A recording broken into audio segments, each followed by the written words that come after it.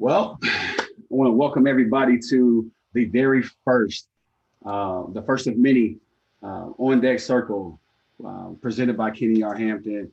I'm truly excited to start this amazing series with one of my longtime good friends. He and I, we've grown up together. We've been able to go to elementary and middle school, and we've been able to go to high school together. We've kept in touch throughout our journeys after high school, and it's truly an honor and pleasure to reconnect on this platform. We are actually coming live from Zoom to Facebook, so those that have participated and those that have tapped in on Zoom, we just ask that you do us a huge favor and mute yourselves and make sure that your video is turned off. We all have been in those meetings where we've had some interruptions due to somebody unmuting themselves or something crazy behind someone's camera is going on. So we just want to be mindful of that. Also, if you have any questions whatsoever, you got any comments, feel free to drop them in the chat, both on Zoom and on Facebook. And we'll do what we can to make sure that we are diligent on looking at those two chat boxes to answer any questions and to respond to any comments. So with that being said, welcome to the On Deck Circle. This is an opportunity for us as former athletes to share about like our next at bat. Many of you who know who I am, Kenny Hampton has had a love for baseball, had a love for sports my entire life. I had the opportunity to play baseball in high school and at the college level. Had some opportunities to pursue professional baseball, but I actually pivoted and pursue collegiate football and then professional football. So that baseball has always been one of those things where it's been my first love.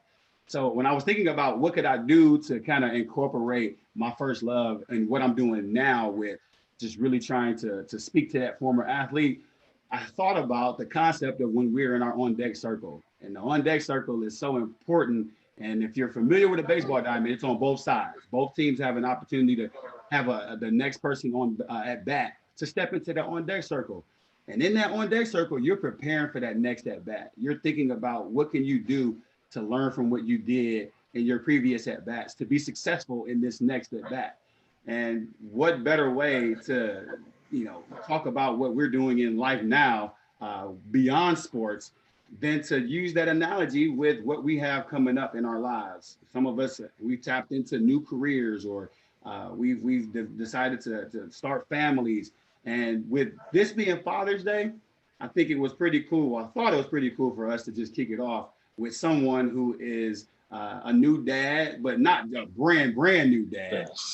He's been in the game for a while now, but it's an opportunity for us to tap into each other and kind of like encourage other fathers who this just might be their very first crack at it as well. So without any further ado, I definitely want to introduce to everyone my good friend, Mike Hill. He goes by Mike J. Hill the second.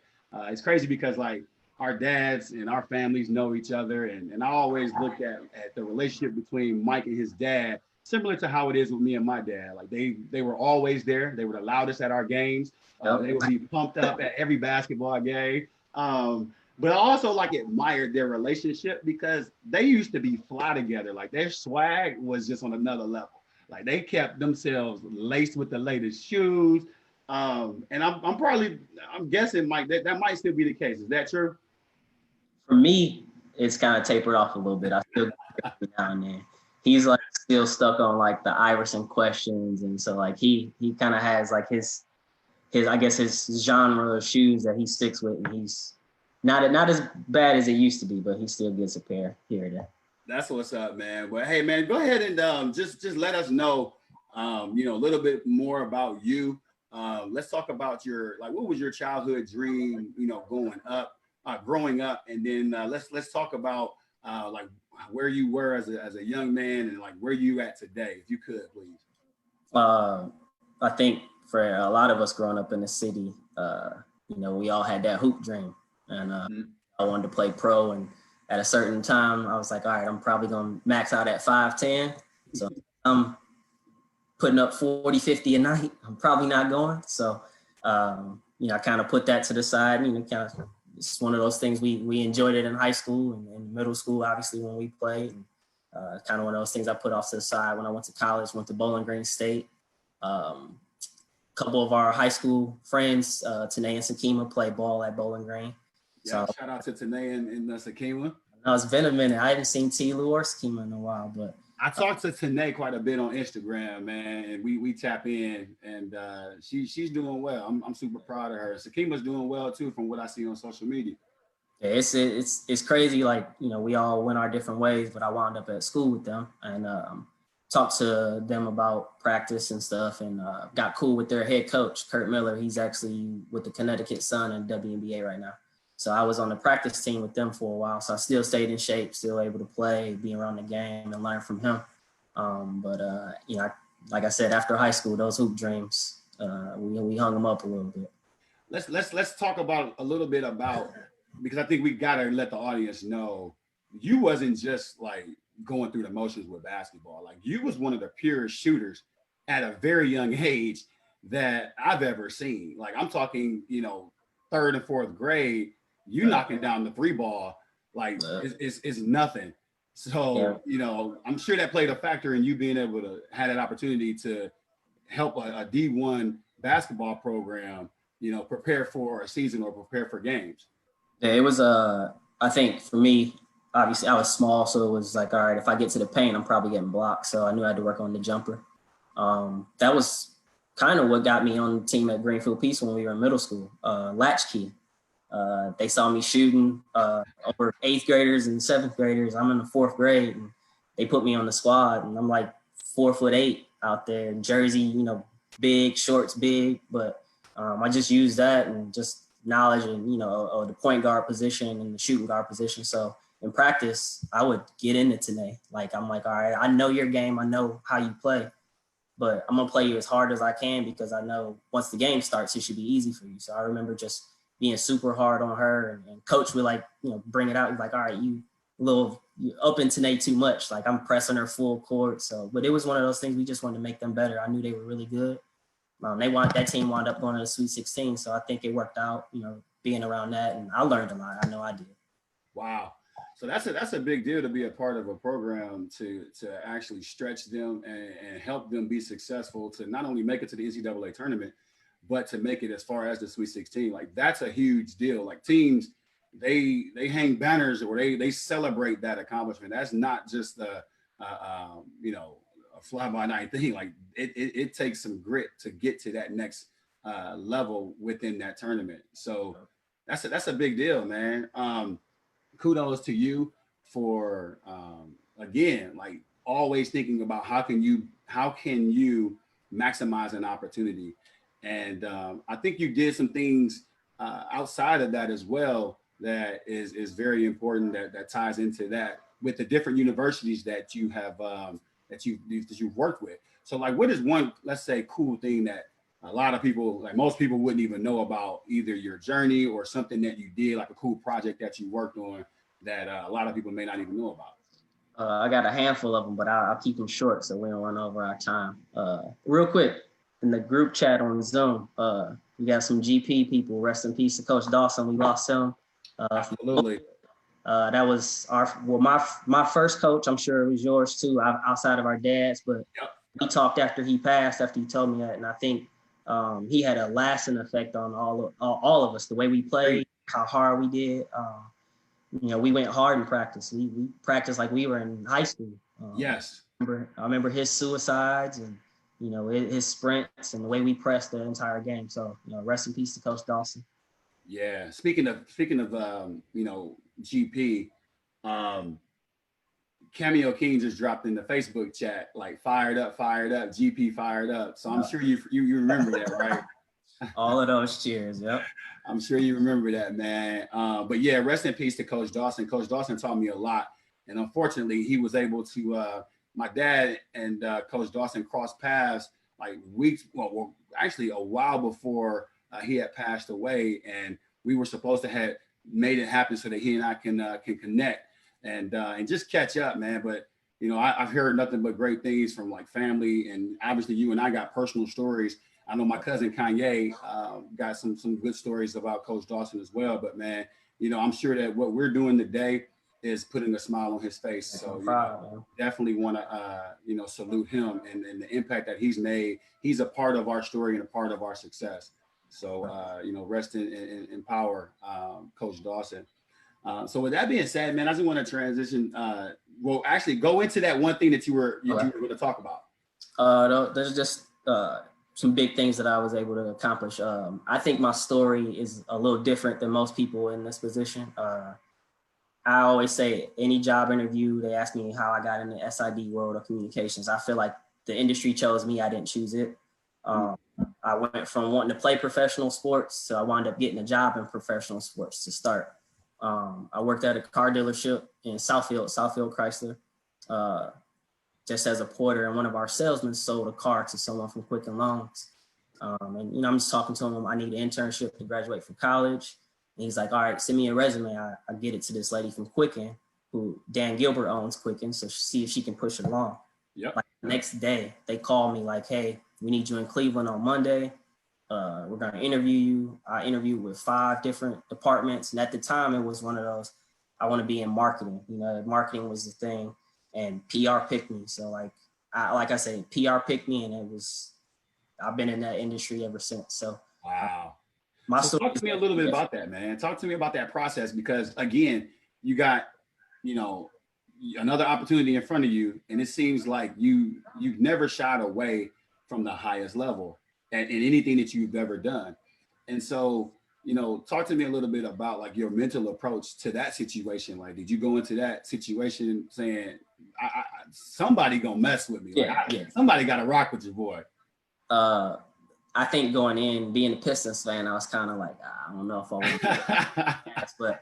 But Bron was there. This was Bron's 3rd year. So I was going in, like, everybody is paying attention to the Cavs at this time. So it's like, all right, I'm going to go in there. I'm going to make sure that I'm dressing for the job that I want. I'm going to go in here and work my butt off, whether it's making copies or doing whatever. So when I was there, I made copies, a morning stack of like news clips. And I like went around passing to different people. Danny Ferry, the GM, was at the time. Campy Russell. Yeah, he's still there, right? Yeah, he's still there. Austin Carr. So like I would stop by these guys' office and give them their clips, but like make sure that I'm tapping into them and like pulling knowledge from them. Like also letting them know like who I am. So when they see me around, they know me by my name. Smart. Right. When it comes time to possibly getting the seasonal internship for a year or a full-time job. Yeah. Help me out.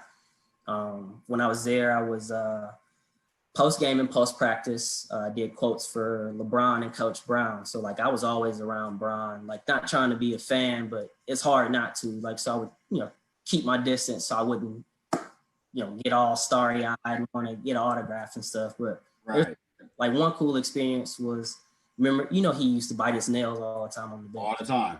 And when I'm bored or nervous, I bite my nails. Mm-hmm. So I'm standing against the wall, and I'm probably 4 or 5 feet from him, leaving him alone, letting him do his thing. And a guy from the plane dealer takes a picture, and both of us are like going to town on our nails. So he looks over, he was like, "What's up, bro?" He was like, "I'm LeBron," and like sticks his hand out. I was like, "I'm not gonna shake your hand because it was just in your mouth, but I know who you are, bro." It was cool, like things like that. Like I'll never forget that experience. I say it was definitely a blessing. Like, what are the chances of me running into someone that sold a car to Quicken Loans? That never happens. Like, I didn't know anybody in the professional world at the time, and I was able to get that position. So I'm forever grateful for that. That's awesome, man. That's a big deal. And you've actually taken that experience at the NBA level, and you've leveraged that to work at some of the top D1 programs in the country. You mind sharing a little bit about some of those programs that you've worked with? Yeah, after the Cavs internship, I did an internship at Ohio University for a year. After that, I applied for any and everything, looking for a full-time job aside of the intern life. Got a job at Florida Gulf Coast, was there for 6 years. Was able to go to the Sweet 16 with the men. Dunk City, as if you remember us a few years. That was probably by far the biggest, I wouldn't say the biggest, top 3 moment professionally ever. Like to go to Jerry World, to be able to tour it. Actually, the game before us was Michigan, Kansas, when Trey Burke hit that deep three to go in overtime. Yeah. Like we were standing right there in the tunnel. So I'm just taking it all in. Like that place was packed. Remember Big Black from Robin Big? Yeah. He was sitting in the stands talking to us. Like we were rock stars. Like if y'all we were rock stars during that time. So I enjoyed that. I'll never forget any of those experiences, meeting Rachel Nichols and Tom Rinaldi. And, walking on campus and seeing ESPN satellite trucks in front. So FGCU was a great experience. I treat that school like it's my alma mater. Wow. Grew up there. After Dunk City, like Coach, he got the USC job and got out of there and made some more money. I got out of there and went to Xavier and got more money. So spent here. From Xavier, went to the University of Arkansas for a year, worked for national championship track, indoor and outdoor track team while I was there. Was able to cover some Olympians. Sandy Morris won silver in the pole vault, and Omar Cloud won the gold in the hurdles, ran for Jamaica. So it's been be around some amazing athletes and some great schools. After Arkansas, the AD that hired me at Florida Gulf Coast called me and was like, I'm at a JUCO now. I know it's a different level for you, but we're starting athletics. You got a $30 million arena. And I'm like, hold on, $30 million at a JUCO? JUCO? Like, who like, so he asked me if I would be interested in helping being the SID there, starting everything. So that's why I got the jersey back here. Like, I'll never forget that experience. We started that from the ground up, $30 million arena. I helped pick seats, colors. I picked urinals. Like, I was able to help with any and everything. So Florida Southwestern is the school in Florida. So you did something pretty special with that project as well, right? Because I believe I posted a picture recently about this, and I want you to just shed some light on exactly how cool that was for you. That's a big deal. I mean, to me, I believe that's a huge deal to actually design something like that will be what these teams will be playing on. So talk to us a little bit about that. I was able to, I guess, gain the trust from my AD and our president, and they allowed me to design our basketball court. So for me, an SID, sports information director at any college around the country, they're not coming to us asking us to design basketball courts. That's what your graphic designer, your marketing folks, or outside entity they bring in to do that. But I was able to do it once before we started, put palm trees on it. Fort Myers is a city of palms, so kind of tied that together. And actually, when I left to come to my current position, the AD called me and said, hey, we're going to redo the floor. Would you mind doing it again? So wow. It was just I'll never be able to say I've done that. I probably won't ever be able to do that again. So to be able to do that twice at a program that I helped start like that, that's something I'll never forget. I got big canvas photos of it in my office. It's a great place. They actually won a contest for top JUCO facility over the summer. There was a Twitter poll. So just to be associated with that is just something I know. That's a big deal, man. Congratulations on that. And you touched on something that was pretty important that stood out, is that you won the trust of the president. You won the trust of the athletic director to execute on something like that. And that's not something that SIDs have in their back pocket, but with you having your graphics design, experience, you're kind of like a two-edged sword, man, where that just takes your value to a whole nother level. And that's very important in anything that we do, is making sure that we add value and separate ourselves. So kudos to you, man, for being able to do something like that. Making sure they can't get rid of me. I do too much that you can't get rid of me. That's a very smart move, man. So, man, I appreciate you just taking the time out of your busy schedule this weekend and talking to us just a little bit about like your journey. And I think it's a cool journey because you've done some cool things at the highest level. But this new thing that you are in the on deck circle with, man, and I'm sure you are doing everything that you're supposed to do right now because you've had some examples in front of you to help you with the, kind of like the blueprint, but Yeah.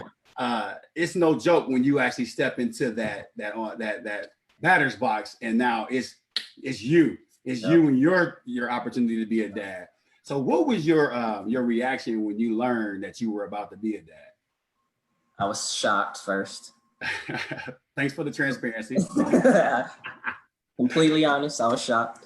Next two of us. But it was one of those things like, all right, your focus instantly switches to how am I going to help provide for her, to give her everything that I had and more. Like, obviously, we want to use the example that our parents, as parents, what they gave us, you want to take that and you want to build upon it. So I knew, like, obviously, we didn't know we were having a girl until later on, but I'm thinking, like, if it's a girl, she's probably going to be spoiled. So, I mean, that's just what it is. Like, I would say I kind of had some practice. My sister had a daughter, so I was able to be around her and help raise her, and I spoiled her. But it was different being the uncle. You could spoil her and hand her off to her mom when she cries. It was different. I was having to prepare for that. So mindset totally changed. It was I was in Florida at the time, and my now fiance, she was in Dallas. So instantly, I was like, all right, job. How are we getting to Dallas? How are we getting to? We're in the DFW area, because I'm like, doctor's appointments, any appointment, I want to be there. I don't want to be FaceTime. When she got the first ultrasound, I was on FaceTime and I got pictures and I hated it. Because it's like, I want to be there. So it hurt. It was awesome to see it, but it hurt because I wasn't there. So my focus was grinding. Let's figure out TCU, SMU, UT Arlington, any of these schools out here that need an SID. Didn't matter what sport, I need to be there and I want to be there. So again, another blessing. A friend of mine got the UTA job. I'm gonna apply for this job and I'm gonna have to go through the interview process, but that's my job. So just timing, everything worked out. Definitely blessed with certain opportunities and other people getting positions to help me out. So it's been an interesting journey. I definitely spoil her. Some late nights rocking her to sleep, and she got she has me wrapped around her finger. I'm gonna see if we can get her in here, so I can give her some camera time. Absolutely, man. We would definitely love to say hello to her. So I can relate. Your answer was you were shocked. So there's no secret. Kennedy, she came in my actually technically it ain't my senior year of college. She was born in my first year of grad school, right? So but it was being that young and being faced with that type of responsibility, it's no joke. Like first of all, you're like, dang, why me? Like, how this happen? Like man, I couldn't get a by guy. Like, come on, man. But I kid you not, it's been one of my most treasured and valuable experiences, man, because just to change that mentality, like you said, where you shift it instantly, like, all right, it's time to go to the next level. During that time of my life, I was trying to pursue another year of football to potentially go to the league or position myself for it. It just made me more motivated. Now, like, I gotta make this happen because I gotta take care of my responsibility. There is no backing away from it. Yep. So in my on deck circle, I'm looking at it like I'm about to knock this out the park. So what decisions do I need to make that's going to help me do that? And it sounds like you was going through the same thing where you like, all right, where do I need to be? What resources I can tap into so I can be closer to make sure that I'm there every step of the way. Yep. So I commend you for that, man, because that's what it's all about. Yes, it can sometimes, not even sometimes, it's a blow when it's unexpected in our lives. But I just want to encourage other men that, listen, it is still an opportunity for you to do something really, really special and make sure that, your child has the best childhood ever. And it sounds like from what I'm hearing and what I've seen, man, Cam is well on her way. She is. She got me wrapped around her finger for sure. That's what's up. So she's out there playing. I'm trying to see if we can grab her in here. It's all good. It's all good. So, what adjustments did you make on the like? Let's say the closer you got to her arrival, like we have the showers and you trying to make decisions with jobs and all that stuff. What kind of adjustments were you making as you got closer to her, showing up? One for me was obviously when you're single, you can come and go as you please. You can go out when you want to.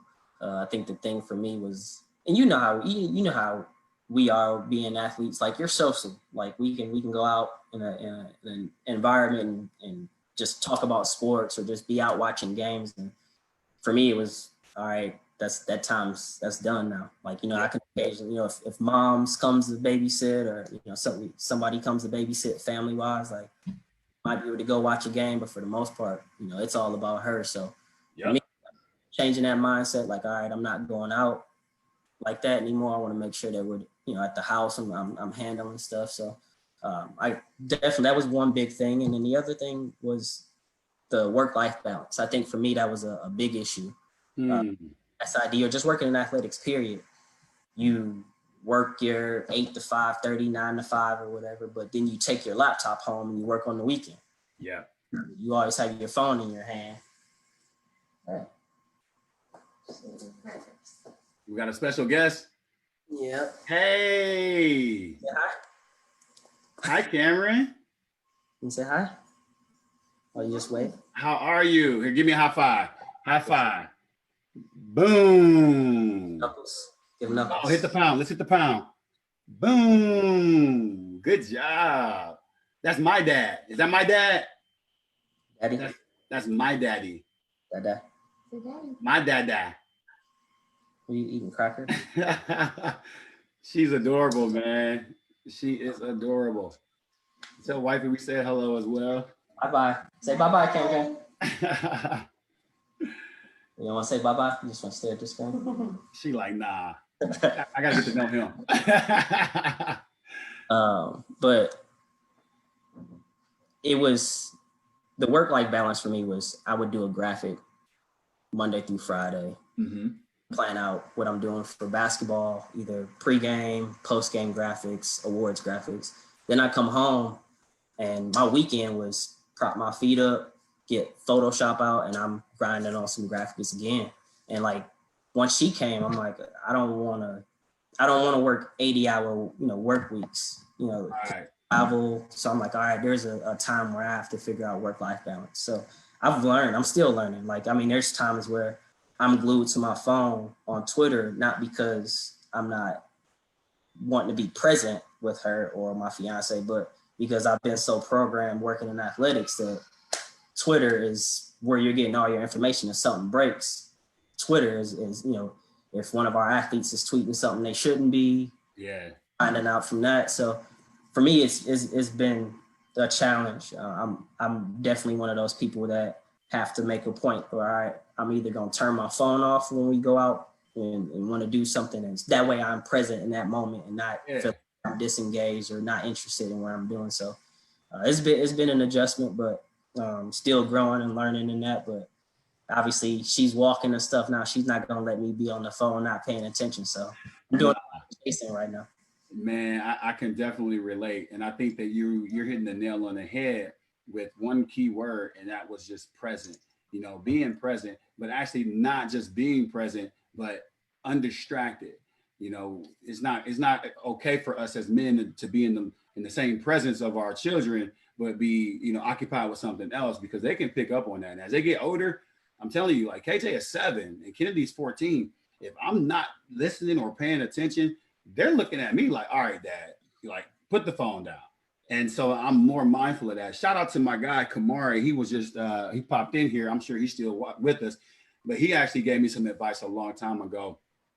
He has 2 beautiful young girls that he's raising. But he said, whenever you're coming into the house, because I'm always on the phone in the car, because that's like my safe place, because I can be in the car talking, driving, boom. But he said, once you step into that house, that call need to end.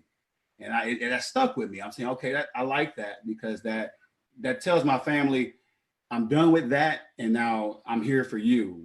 Because our homes are, I like to call our home our practice court or our practice field. Because if we're not doing the things that we need to do inside the homes, man, it's not possible for us to go out here into the world and be at our best, because they deserve our best at inside that home. So keep doing what you're doing, man. Keep that up, and trust me, your family will appreciate that, because your family has to always be that number one priority, man. So what was your reaction when you held her for the first time? I'm gonna say I didn't cry. I might have had that single thug tear, but it was some like lint in your eyes, oh man. The contact I had a hair behind my eye, but right. That I don't think that moment will ever be top.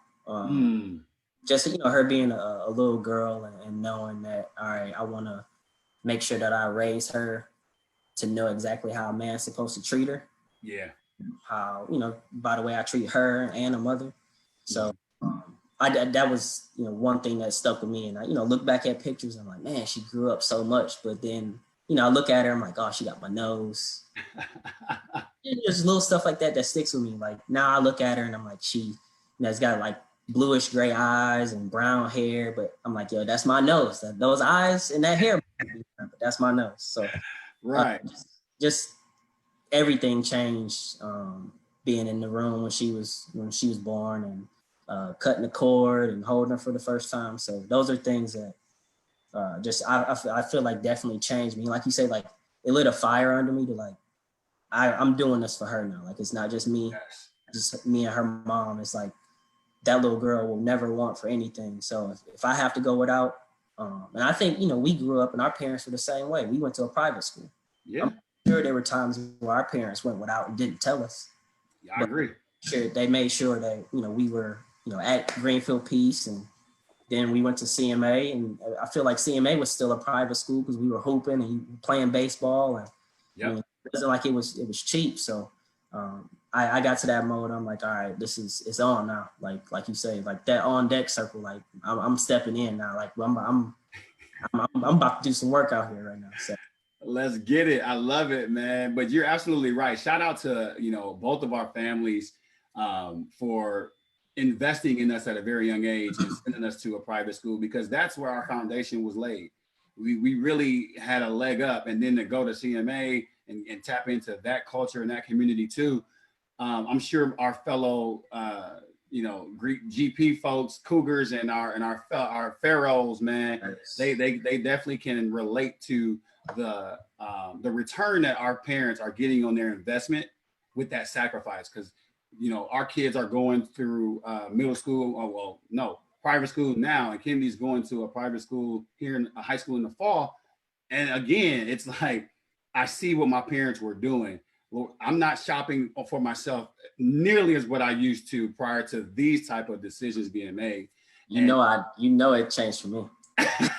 Because your shoe game, be honest with me, Mike, what was the total of shoes that you had, like the total amount of pairs that you had at your highest? Because you've had several, bro. Like throw a number out there for us. It is well over 100, and that's including like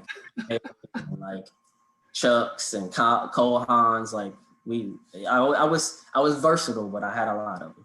Yeah, and that was something that that was your thing at a young age. Like I remember like it was yesterday when we were at Valpo for the Lutheran tournament. The Jays, the 11s. The Breads came out, yeah, and you had them. I think you, Ronald, Donald, yeah, we all. Y'all had them bad boys. We had on some navy. Thing about that trip, navy and gold with black and red shoes, and we all had one red string and one black. So I was like, yeah, you could tell this team is from Detroit. Lutheran basketball tournament in Indiana. Like absolutely. That's what we do though, man. Like people, when I was at Kentucky State, and a lot of people from Detroit has gone to Kentucky State. So like there's a huge presence there. And there's a lot of people that's like, man, you can identify and spot somebody from the D like that. Just by the way we walk, the way we dress, the way we talk, like yeah. You're absolutely right, man. So let me ask you this. So like what's Cameron's nickname? Have y'all landed on a nickname for her yet, man? We got the basic ones, Cam. Okay. Those are the two, but okay. That's what's up, man. So Boyle. What was it? spoiled. Well, yeah, that can apply to my kids too, because it never fails with them, man. They run up the score every time they got an opportunity, man. Every time they got an opportunity. So now that you have dug into the plate and you are like teeing off on this fatherhood thing, talk to me a little bit about how like fatherhood has changed you just as a man. Now that she's here, now that you see yourself in it's like you're in this lane where you're trying to be at a high level. Like, what is the next level for you? Like, what are some things that you can honestly say her existence is changing you to do other things? I think one big one is obviously we're going through some difficult times as a country. Uh, the Black Lives Matter movement Mm-hmm. is a big thing. And I think before I was one of those, when you're office setting sometimes, and like movies set me off when it comes to seeing racial, injustice. We experienced it at Greenfield Peace in Valpo, being locked in an arcade in the middle of the afternoon and them telling us they were closed.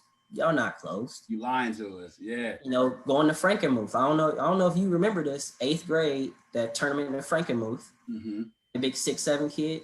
The referee called me the N-word. Oh wow, I don't remember that. Game. Pops was at the back waiting for him.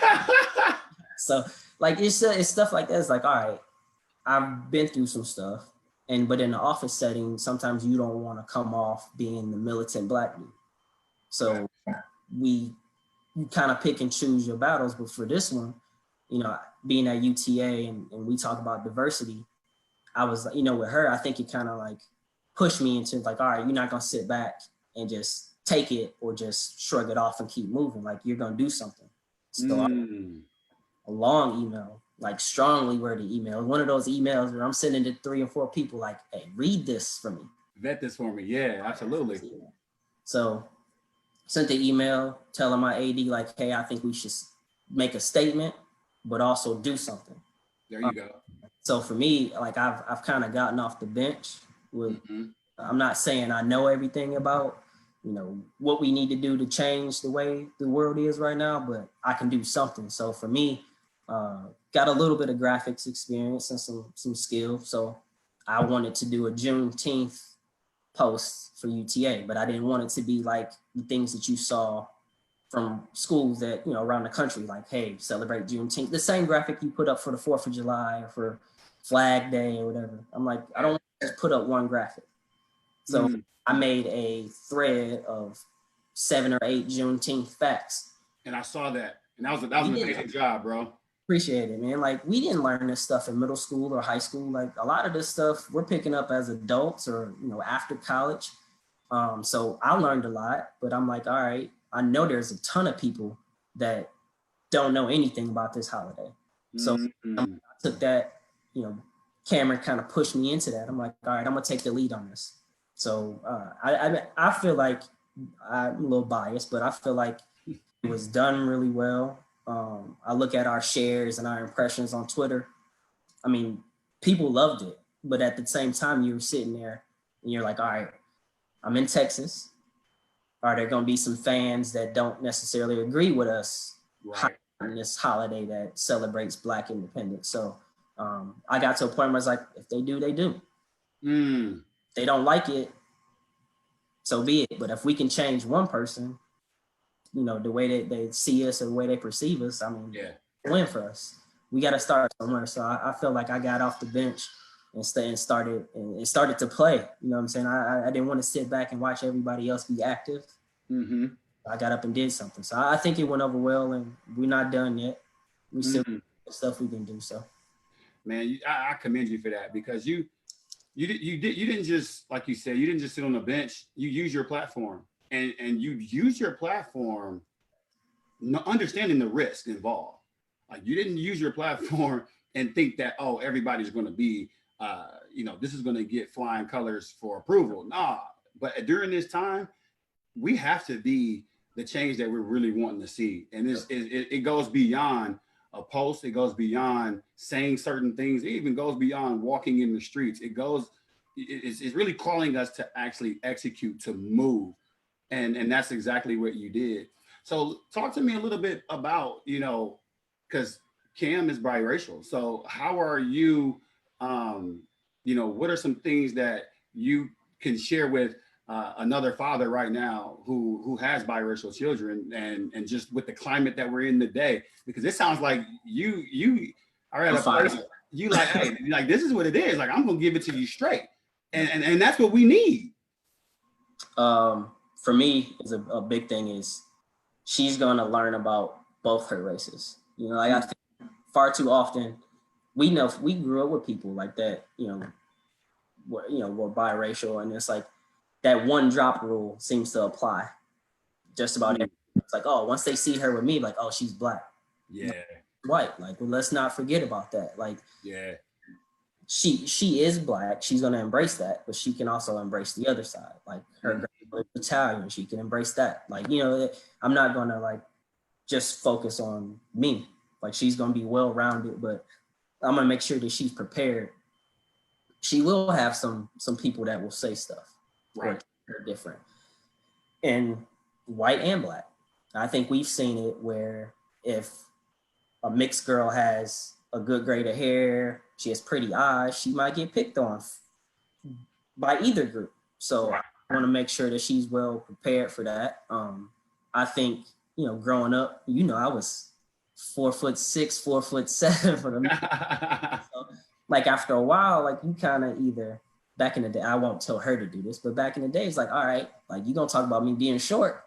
Let's something that, like I'm gonna get you like Kevin Hart would get folks. Like he knows he's short, but he's gonna cut you to make sure y'all at the same height by the time I get saying what I gotta say. So absolutely, I'll make sure she's prepared and knows that there will be people that say stuff about her dad, might be about her mom, but I think the other thing that lit a fire under me is like I don't want it to be that way for her.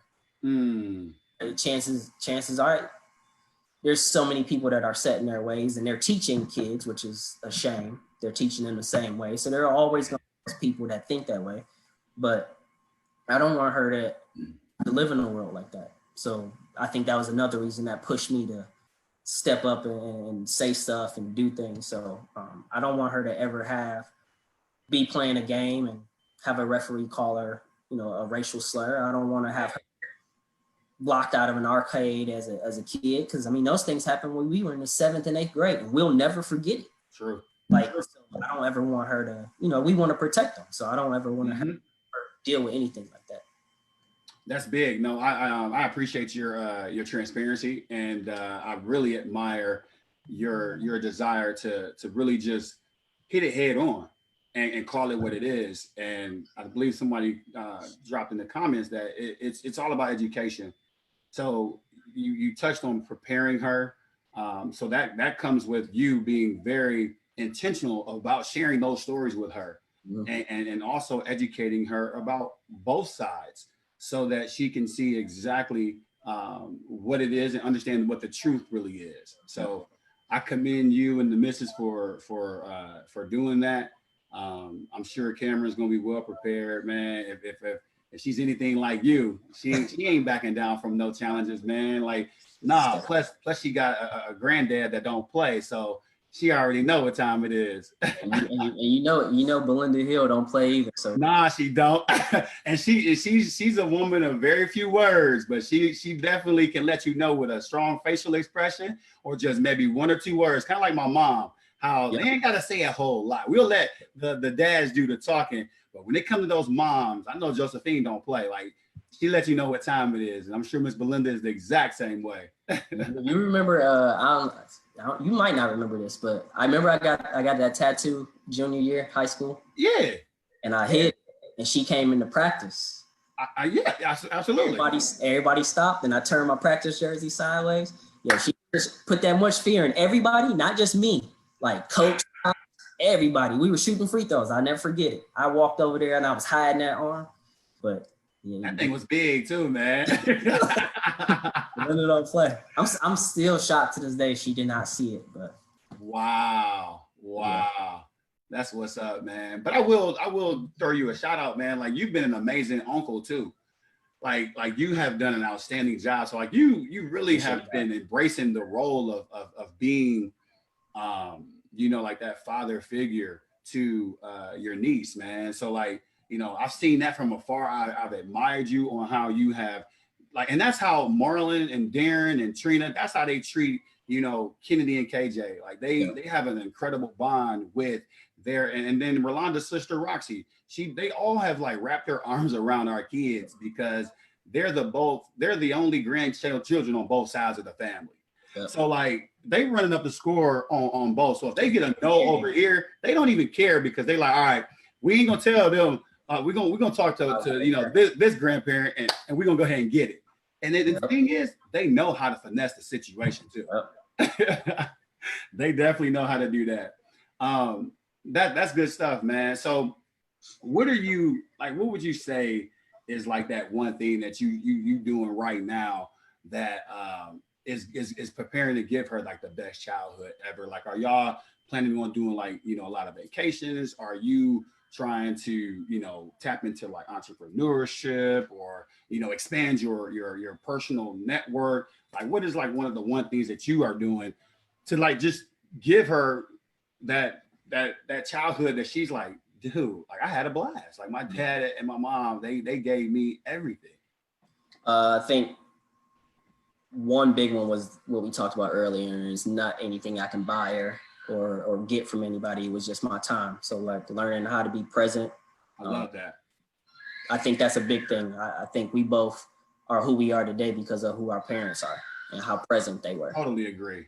They worked hard, but they were always there. Like we said earlier, your dad and my dad were at every game.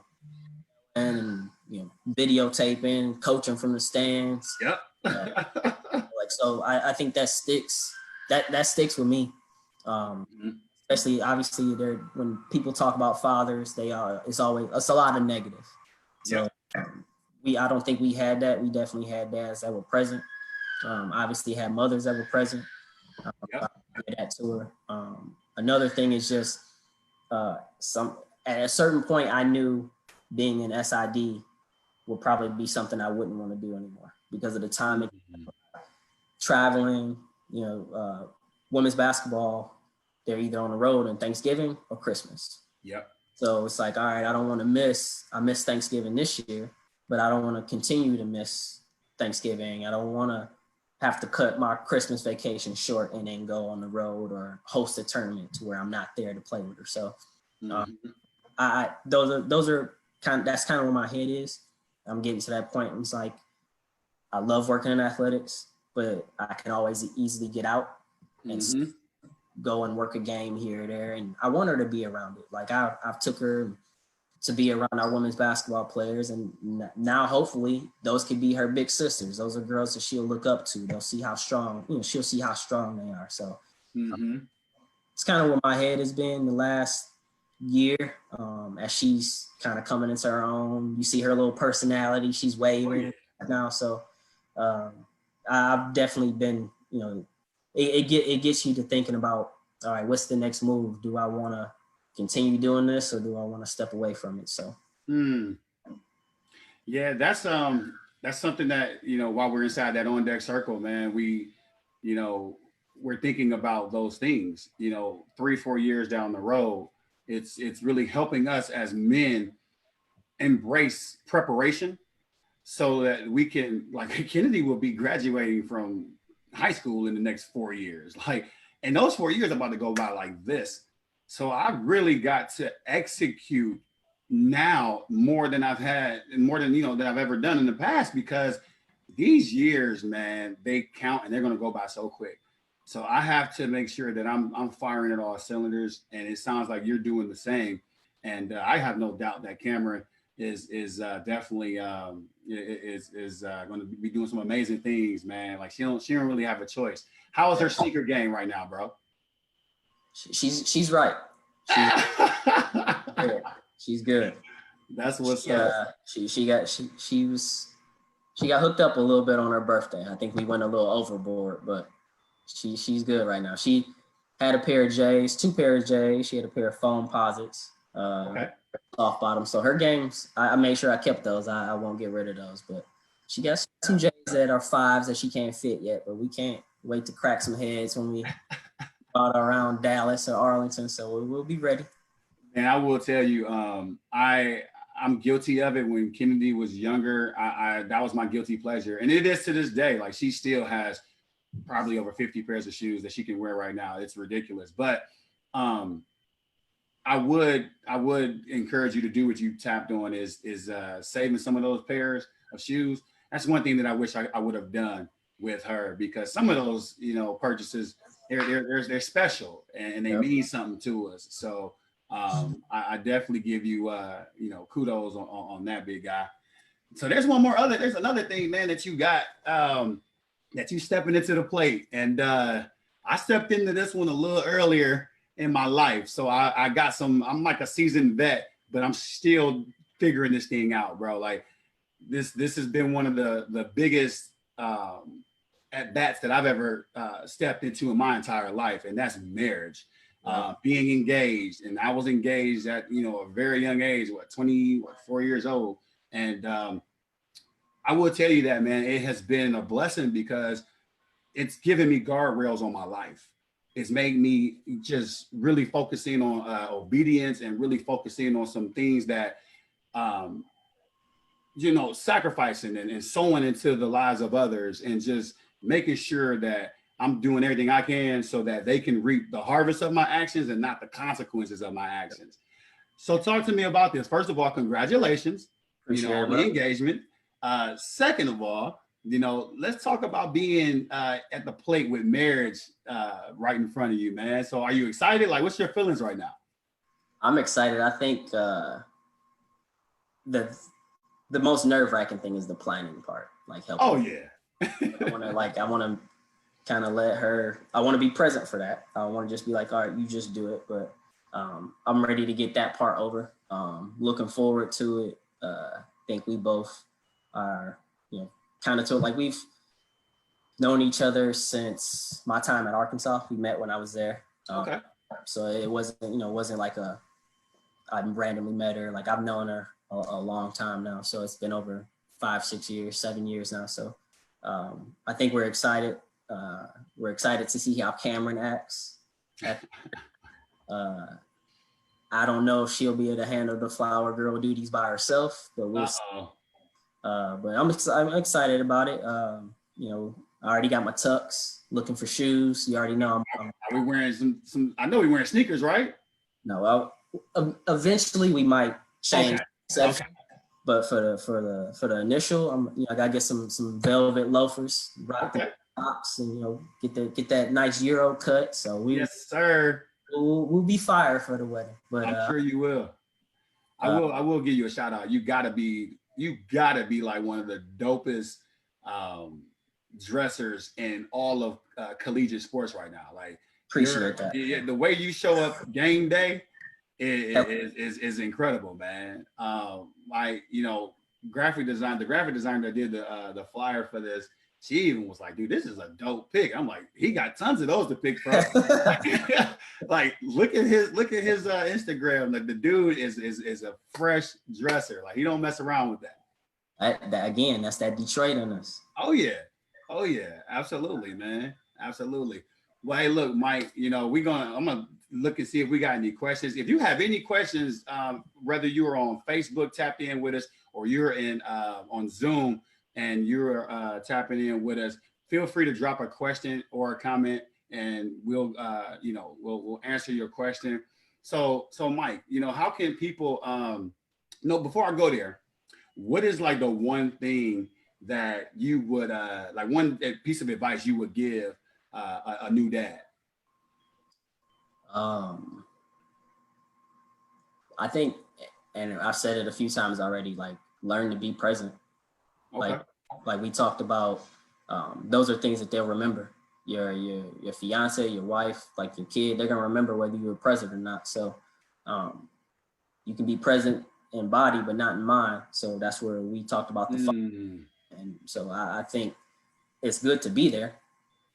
I applaud you for being there, but really be there. Like, if she's playing, play with her. If she grabbing a book, read to her. Like, take her for a walk.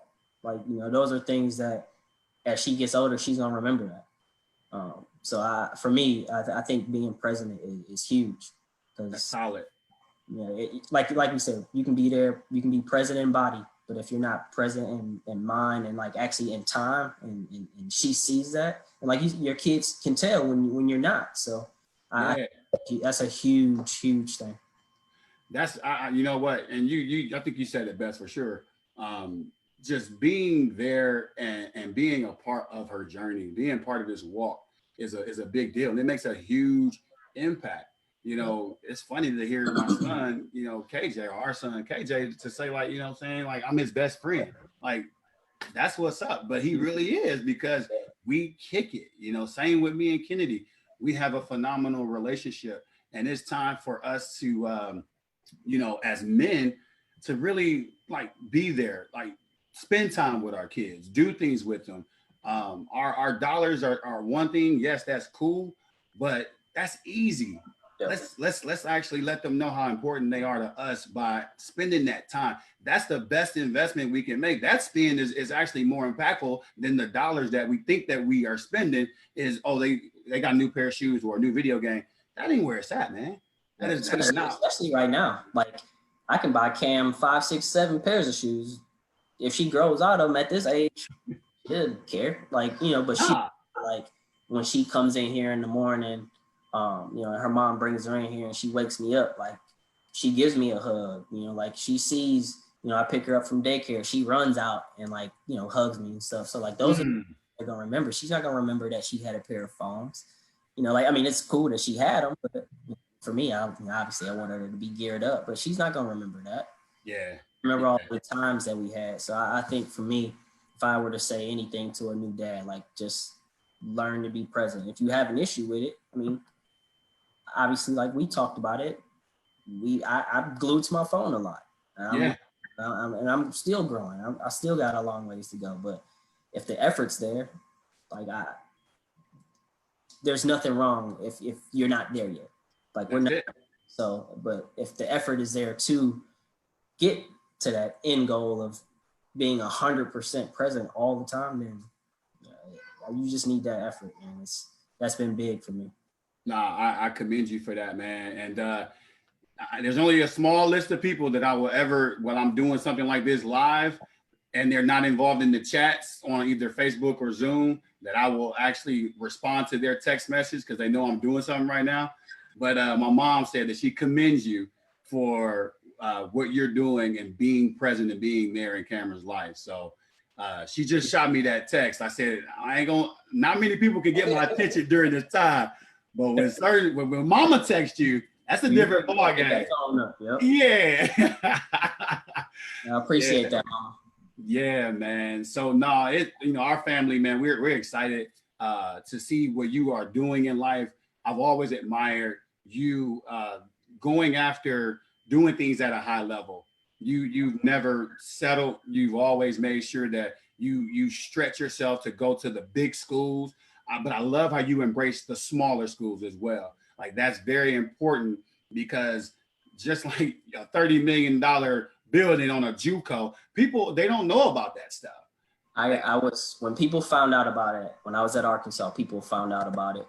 And a good friend of mine, Pat, he was my roommate at the time. He actually worked with me at Florida Gulf Coast. Like we sat down and we just talked. I'm like, should I do this? I've been hearing from people, it's career suicide going from D1. I was at SEC. I was I was there. Like I was SEC working with national champions. Like, should I leave that and go to a JUCO? But he was like, you feel comfortable in that situation. I love that city. So I lived there total 9-10 years. Mm-hmm. I trusted. That was a big thing. And he was like, where else are you going to be able to start a department? And I'm like, never. Every department, every school, every job we're probably going to get in athletics, they're established. Yeah. College with a $30 million gift, you can start it and make it your own. And like I sit back now and I'm a huge fan of what they're doing. Like, that's my baby. That arena's my baby. That floor is my baby. So those are things that I can continue to just hold my head up high, and like I was a part of starting that. So that's a huge deal, man. Congratulations on that, bro. I tell you what, man, this is really like the advice you were giving to the first-time dads.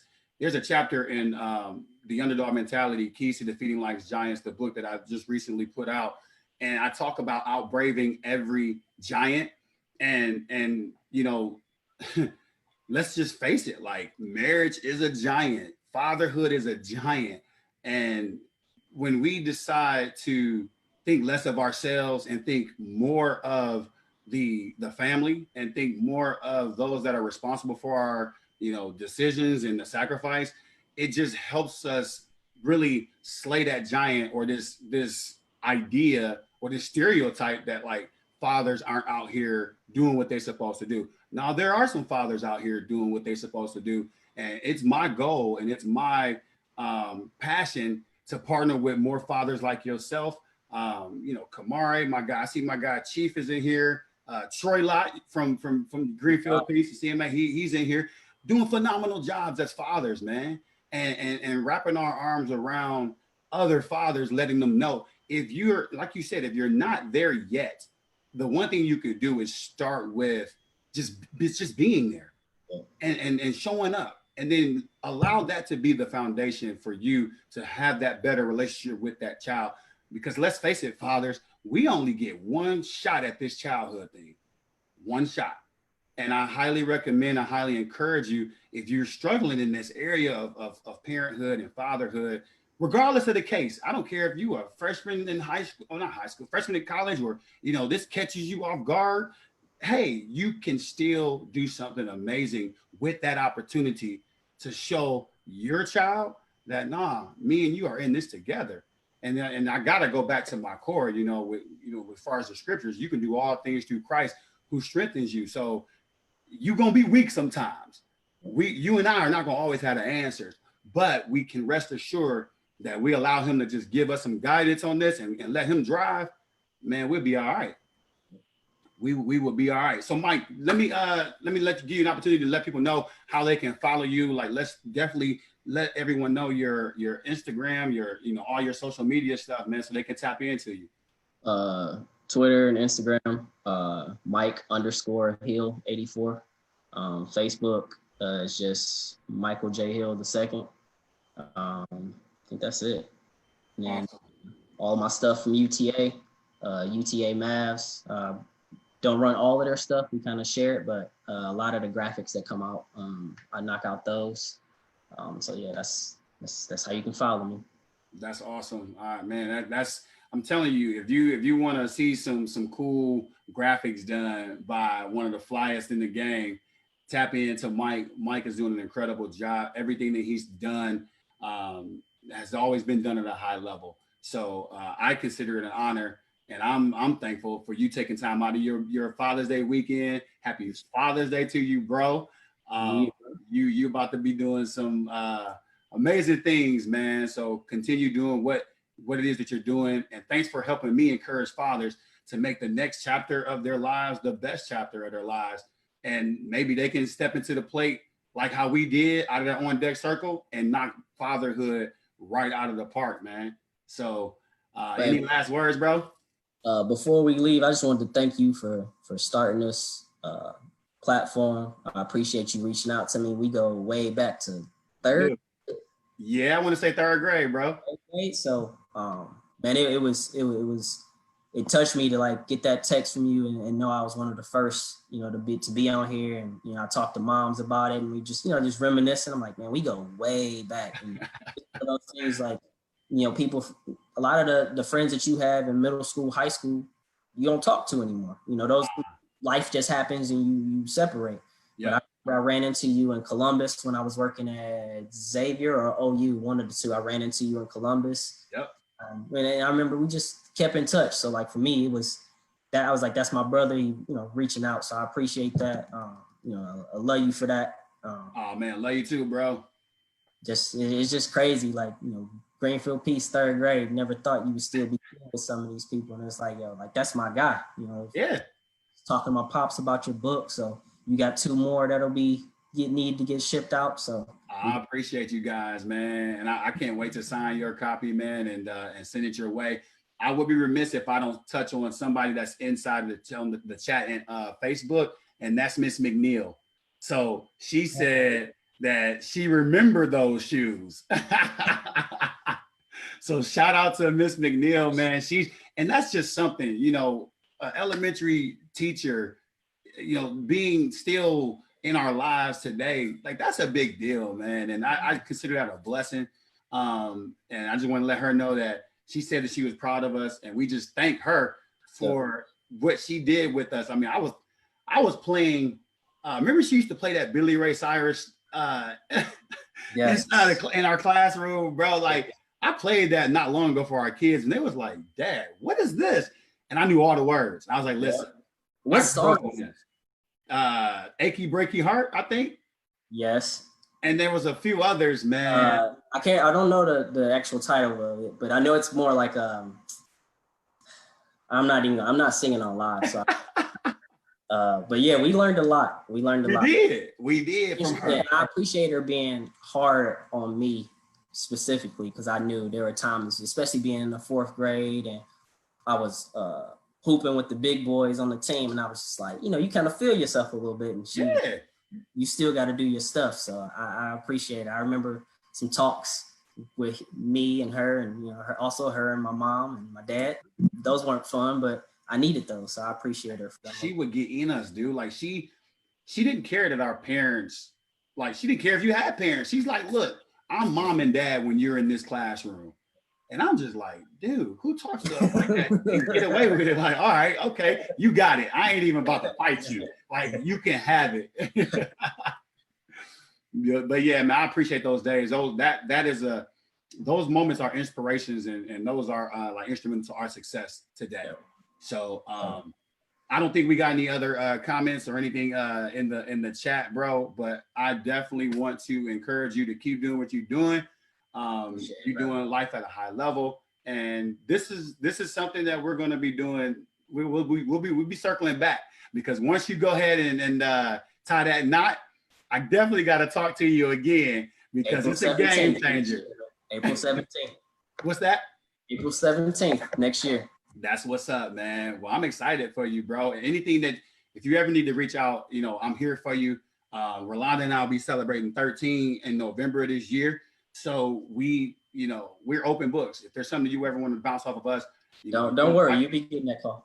Hey, hit me up, man, and I'll be transparent. I'm still working this thing out, bro. Like, this is not something that you get it and be like, all right, I'm good. Nah, it's a daily, continual, growing, learning experience.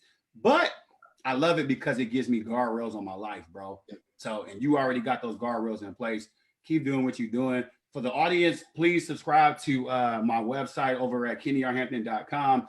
I'll be sending out, inspiration and just some things that's coming up. We will be doing this again next weekend. So stay tuned for that. And as always, continue to trust and believe that everything that you're going through is working together for your good. And iron sharpens iron. So I'm excited to be with my brother tonight, Mike Hill. We thank you so much for tuning in, and have a good evening, and God bless. Happy Father's Day to all of the fathers out there. All right, we'll catch you guys later. All right, bro.